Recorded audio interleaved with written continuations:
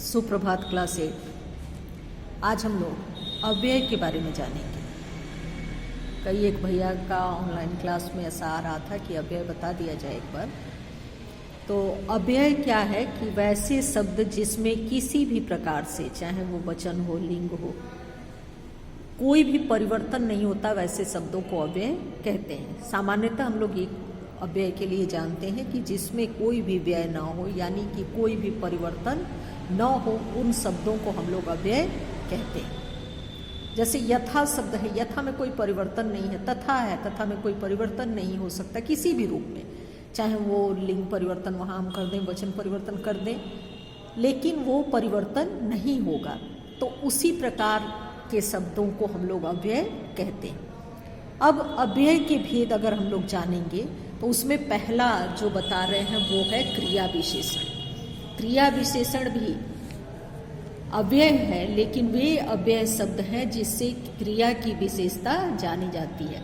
जैसे संज्ञा या सर्वनाम की विशेषता जानने के लिए हम लोग विशेषण का प्रयोग करते हैं, उसी प्रकार से क्रिया की विशेषता बताने के लिए क्रिया विशेषण का प्रयोग किया जाता है। जैसे राम पढ़ता है तो राम का पढ़ना, राम करता है और पढ़ना क्रिया है, लेकिन धीरे धीरे जो है वो क्रिया विशेषण है, क्योंकि ये क्रिया की विशेषता बता रहा है कि यहाँ धीरे धीरे शब्द पढ़ना की क्रिया विशेषता है, अतः यह वहाँ क्रिया की विशेषता हो गया।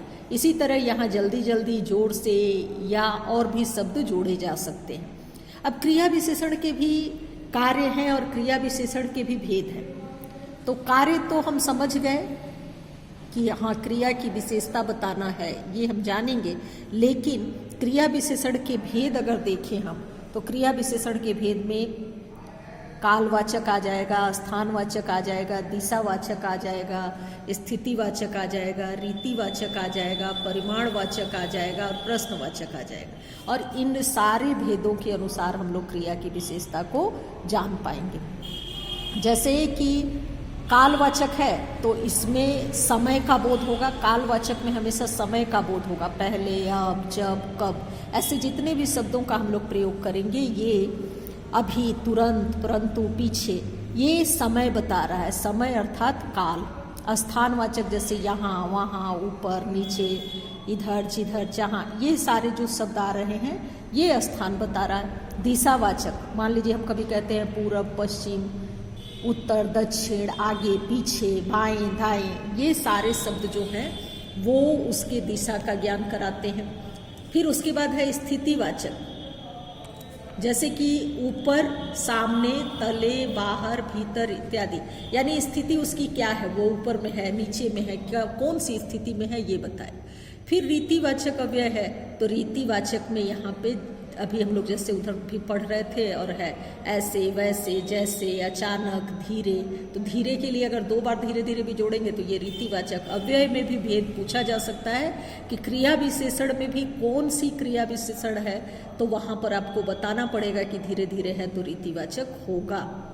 उसके आगे परिमाणवाचक, जैसे बहुत भारी, बिल्कुल, हल्का, बड़ा, छोटा, ये सारे उसके परिमाण को बताता है। प्रश्नवाचक तो सामान्य हम लोग समझ जाते हैं क्यों, कहाँ, किस कारण से है, और ये पूरे क्रिया विशेषण के भेद में आएगा। और एक ये भेद भी हो जाएगा अव्यय का भी।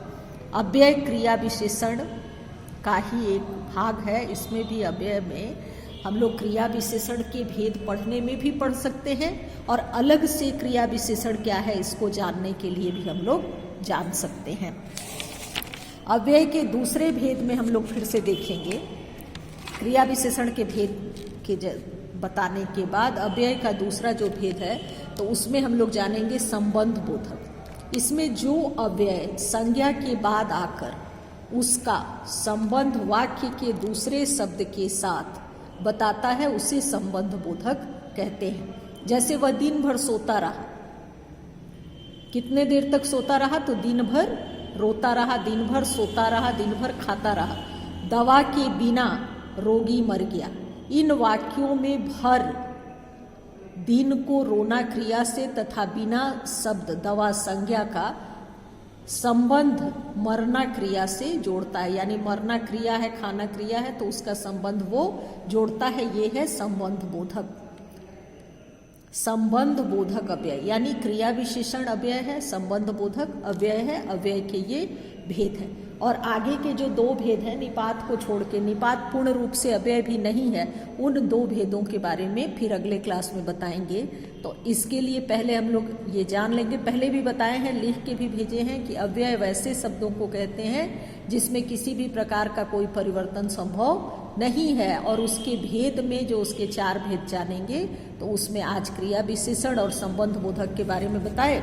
और अगले क्लास में फिर जब अगला हम लोग क्लास पढ़ेंगे तो उसमें समुच्चय बोधक और फिर विस्मयादि बोधक, इन दोनों की व्याख्या आपको बताएंगे। निपात पूर्ण रूप से तो अव्यय नहीं है, लेकिन निपात को भी बता देंगे।